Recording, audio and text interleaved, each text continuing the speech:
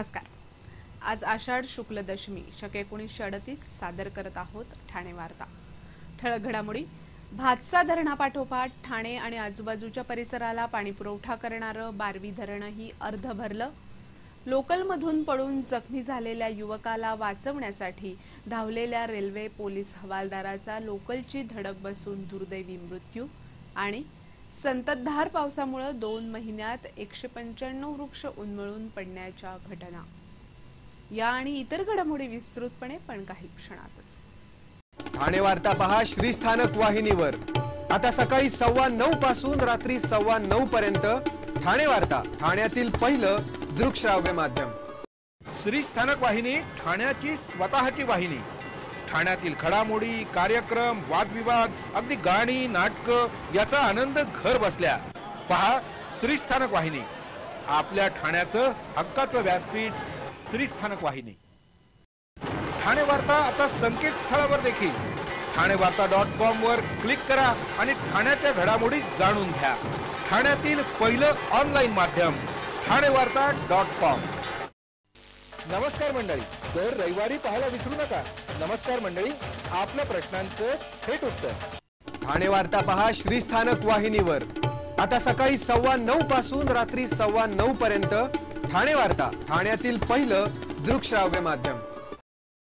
संगणक क्षेत्रातील नामवंत कंपनी HP-नं ठाणे महापालिकेला सहकार्याची तयारी दर्शवली आहे।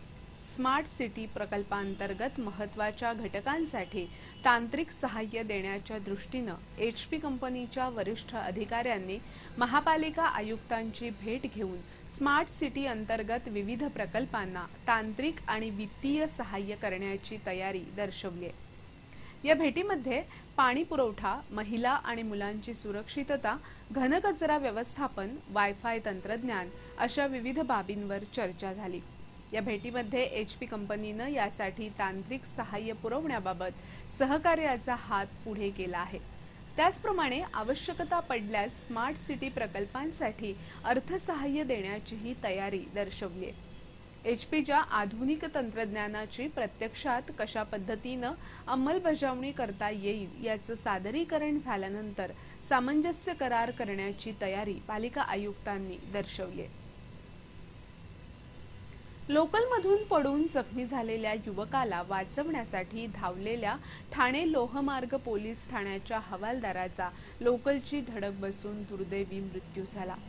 श्रीमंत डोंबाळे असं मृत पोलिसाचं नाव असून ते डोंबिवली नेजे येथील राहणारे आहेत। त्यांच्या अपघाती निधनानं लोहमार्ग पोलीस दलात हळहळ व्यक्त होत असून शवविच्छेदनानंतर त्यांचा मृतदेह त्यांच्या मूळ गावी सोलापूर इथे पाठवण्यात आला। दरम्यान जखमी युवक सिद्धार्थ महंते याच्यावर आधी जिल्हा रुग्णालयात उपचार करून नंतर मुंबईला हलवण्यात आले। काल सकाळी 10:30 ते 11 वाजण्याच्या सुमारास मुंब्रा ते दिवा स्थानकादरम्यान CST कडे येणाऱ्या धीम्या लोकलमधून सिद्धार्थ हा युवक पडल्याची वर्दी त्याच्या सहकारी मित्रांनी रेल्वे पोलिसांना कळवली। त्यानुसार पोलीस हवालदार डोंबाळे 4 हमाल सोबत घेऊन स्ट्रेचरसह घटनास्थळी गेले होते। मुंब्रा खाडीजवळ धीमा आणि जलद मार्ग एकत्र येण्याच्या मार्गावर अचानक 4ही मार्गावरून लोकल आल्यानं डोंबाळे भांबवले। त्यांना काही काळाच्या आत कल्याणला जाणाऱ्या जलद लोकलची त्यांना पाठीमागून धडक बसल्यानं ते गंभीर जखमी झाले। त्यांना तातडीनं रुग्णालयात हलवण्यात आलं, मात्र उपचारापूर्वीच त्यांचा मृत्यू झाला। डोंबाळे हे गेली 4 वर्ष पोलीस दलात कार्यरत होते। त्यांच्या पश्चात पत्नी आणि 2 मुलं आहेत। लोकल दुर्घटना घडल्यानंतर घटनास्थळी जाताना पाठीमागून येणाऱ्या लोकलचा अंदाज घेऊन रेल्वे मार्गात बसल्यास धोका नसतो। डोंबाळे यांना देखील याची कल्पना होती, तरीही त्यांचा दुर्दैवी अंत झाल्याची प्रतिक्रिया त्यांच्या अनेक सहकार्यांनी व्यक्त केली। ठाण्यातील एका दवाखान्यात चक्क साप अवतरल्यानं रुग्णांची धांदल उडाली। सुदैवानं औषधाच्या कप्प्यामध्ये कोंडाळं करून बसलेल्या सर्पराजांनी कुणालाही इजा केली नाही। पावसाळ्याच्या दिवसात असे आगंतुक पाहुणे घरातील कोनाड्यात देखील बस्तान ठोकत असल्यानं नागरिकांना दक्षता घेण्याचं आवाहन प्राणीमित्रांनी केलंय। ठाणे पूर्व भागातील कीर्ती सोसायटीत डॉक्टर प्रियांका कोडकाणी यांचा दवाखाना आहे। काल दुपारी त्यांच्या दवाखान्यात 6 फूट धामण जातीचा सर्प अवतरल्यानं एकच धांदल उडाली। सापाला पाहून डॉक्टरसह रुग्णांचीही भंबेरी उडाली। हे सर्प महाशय चक्क औषधाच्या कप्प्यात दडून बसले होते। रुग्णावर उपचार करताना हा साप डॉक्टरांच्या दृष्टीस पडल्यानं सारे जग भांबावले। अखेर परिसरातील दक्ष नागरिकांनी सर्पमित्र कार्तिक गेहलोत यांना पाचारण करून सापाला पकडून त्याची रवानगी सुरक्षित स्थळी करण्यात आली। एकीकडे धूमधडाक्यात वृक्ष लागवडीची मोहीम सुरू असताना ठाण्यात संततधार पावसामुळे 2 महिन्यात 195 वृक्ष उन्मळून पडल्याच्या घटना घडल्या। यात रस्त्याच्या दुतर्फा असलेल्या झाडांची पडझड सर्वाधिक झाल्यानं अनेक वाहनांची देखील नासधूस झाली आहे। वृक्षांच्या या पडझडीमुळे हरित ठाणे संकल्पना धोक्यात आल्याची ओरड पर्यावरण प्रेमी करत आहेत। यंदा सुरुवातीला दडी मारलेल्या पावसानं नंतर जोर कायम ठेवल्यामुळे दर दिवशी सरासरी 6 ते 7 झाडं पडत आहेत। जून मध्ये सुमारे 124 झाडं भुईसपाट झाली तर जुलैच्या 13 दिवसात तब्बल 71 वृक्ष उन्मळून पडले। ठाणे महापालिकेच्या आपत्ती व्यवस्थापन कक्षातून मिळालेल्या आकडेवारीनुसार गेल्या 2 वर्षात पावसाळ्यात झाडं कोसळण्याच्या घटनांमध्ये वाढ झाली आहे। 2014 मध्ये जून महिन्यात 53 झाडं कोसळल्याची नोंद आहे, तर 2015 मध्ये हा आकडा तिपटीनं वाढून 182 इतका झाला। सततच्या डांबरीकरण आणि काँक्रिटीकरणामुळे झाडांचा बळी जात असल्याचा दावा पर्यावरण प्रेमी करत आहेत। ठाणे वार्ता पहा श्रीस्थानक वाहिनीवर। आता सकाळी 9:15 पासून रात्री 9:15 पर्यंत ठाणे वार्ता, ठाण्यातील पहिलं दृकश्राव्य माध्यम। आपला परिसर स्वच्छ आणि सुंदर ठेवण्यासाठी ठाणे महापालिकेत सहकार्य करा। ओला सुका कचरा वेगवेगळा जमा करा आणि रोगराईपासून मुक्तता मिळवा। ठाणे वार्ता आता संकेतस्थळावर देखील ठाणेवार्ता.com वर क्लिक करा आणि ठाण्याच्या घडामोडी जाणून घ्या। ठाण्यातील पहिलं ऑनलाईन माध्यम ठाणेवार्ता.com। डॉक्टर आणि रुग्णांचं पिढ्यानपिढ्यांचं जिव्हाळ्याचं नातं म्हणजेच डॉक्टर बेडेकर हॉस्पिटल आता अत्याधुनिक सोयी सुविधा आणि तंत्रज्ञान युक्त वंध्यत्व निवारण केंद्रात IVF आणि टेस्ट ट्यूब बेबीचीही सुविधा। डॉक्टर बेडेकर हॉस्पिटल, महर्षी कर्वेपथ, ठाणे। 65 वर्षांची निरंतर सेवा। ठाणे वार्ता पहा श्रीस्थानक वाहिनीवर। आता सकाळी 9:15 पासून रात्री 9:15 पर्यंत ठाणे वार्ता, ठाण्यातील पहिलं दृकश्राव्य माध्यम। दिवा इथे एका महिलेनं आपल्याच चिमुकल्यांच्या गळ्यावर वार करून स्वतःही आत्महत्या करण्याचा प्रयत्न केला। मूळच्या कर्नाटकमधील हुबळी येथील असलेल्या संपा करमरकर या पती चिन्मय, 1.5 वर्षीय ईशान आणि 10 वर्षीय चयन सोबत दिवा येथील वैभव कॉलनीत राहत होत्या। संपा या गेल्या अनेक महिने आजारी होत्या, त्यामुळे त्या मानसिक तणावाखाली असत। आपल्यानंतर मुलांचं काय होणार या भीतीनं काल रात्री पती मुंबईला कामासाठी गेले असताना त्यांनी 1.5 वर्षीय ईशानच्या गळ्यावर वार करून त्याला ठार केलं। 10 वर्षीय चयनलाही त्यांनी मारण्याचा प्रयत्न केला, पण तो बाहेर पळाल्यानं त्याचा जीव वाचला, पण तो यामध्ये जखमी झाला आहे।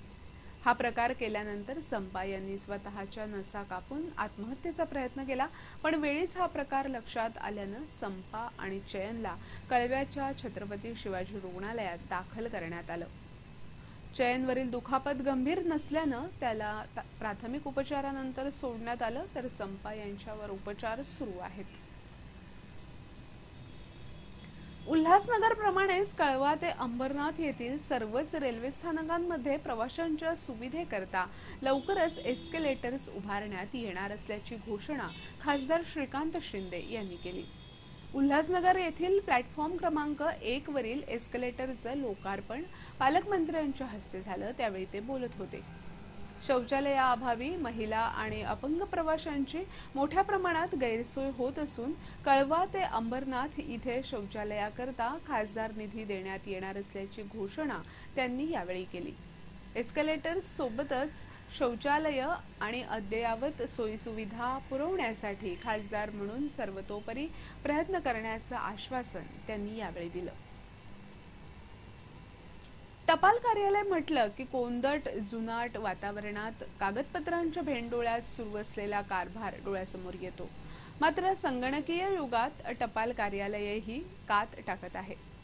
ठाणे पूर्व भागात अष्टविनायक चौकातील सद्गुरू गार्डन संकुलातील मेरीगोल्ड इमारतीच्या तळमजल्यावर नवीन वातानुकूलित टपाल कार्यालय सुरू करण्यात आलंय।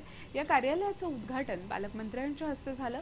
ठाणे पूर्वकडील कोपरी इथे महापालिकेनं अतिधोकादायक ठरवलेल्या इमारतीत टपाल कार्यालय होतं। या टपाल कार्यालयात एकूण 22,000 खातेधारक असून कार्यालयात रोज 200 ते 500 नागरिक कामानिमित्त ये जा करत असतात।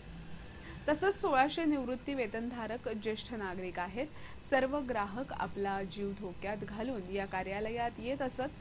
टपाल कार्यालयाची झालेली दुरावस्था पाहून खासदार राजन विचारे यांनी टपाल कार्यालयाचे महाव्यवस्थापक SK दास यांची भेट घेऊन कार्यालय तात्काळ स्थलांतरित करण्याची मागणी केली होती। त्यानुसार सद्गुरू गार्डन येथील पर्यायी जागेत वातानुकूलित टपाल कार्यालय सुरू करण्यात आलं आहे।